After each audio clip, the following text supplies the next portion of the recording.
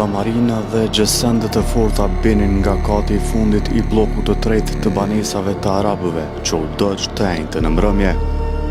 Era e fortë që friu të premte në rrezikon të njerëzit që vazhdonin të qëndronin afër perimetrit të sigurisë.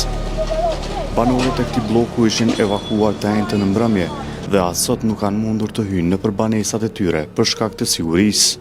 Ja kam një me morë pore, ja kam një me morë pushim.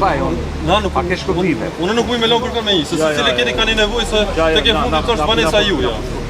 Luta.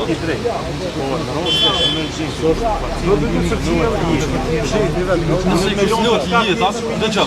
Nëse kërcënohet jeta, është emergjenca. Çfarë punë është emergjenca?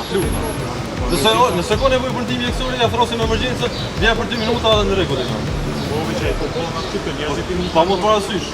Pa i ka porën, dikush i ka porën, s'është në qëtë shton diçka kështu, se është banesa kolektive. Ata janë ankuar se nuk kanë mundur t'i marrin as ilaçet shkaku i sigurisë, teksa janë ankuar në reagimin e ngadalt të autoriteteve pas zjarrit.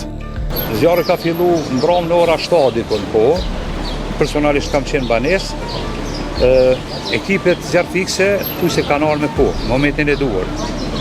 Po, këtu kam vret një problem, do më thonë, i cili ka ndodhë në atë kuptimin, jo ndodhë shumë neglijent në atë kuptimin, me qenë se evakuimi ishte i banorëve është bo me po.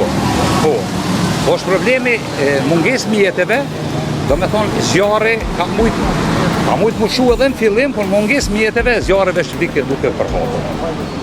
Mu më vje shumë keq që është problemi këtu, numri banorëve është shumë i madh, po ka banorë që kanë raste urgjente, ka nevojë për bana, ka nevojë për tolla, ka nevojë për veshmbatje. Unë me qenë personalisht ka mujtë me shkusën punë, se kam dalë vetëm shorce, edhe kur erdha këtu polici, kolegu, nuk mujtë me t'la me imrana. O inderum, duhet me marë bana, duhet me marë veshmbatje, na i dina, do krejt, jo personalisht. Këtu është një mungesë e komunikimit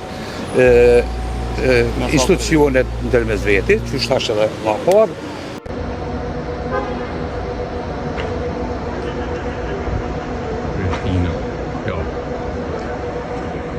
Zjarri fillimisht kishte nisur në njërin prej banesave të këtij bloku dhe më vonë është përhapur edhe në banesat e tjera të katit të fundit. Policia e Kosovës ka deklaruar se nuk ka pasur të lënduar. Shkaqet e këtij zjarri ende nuk dihen.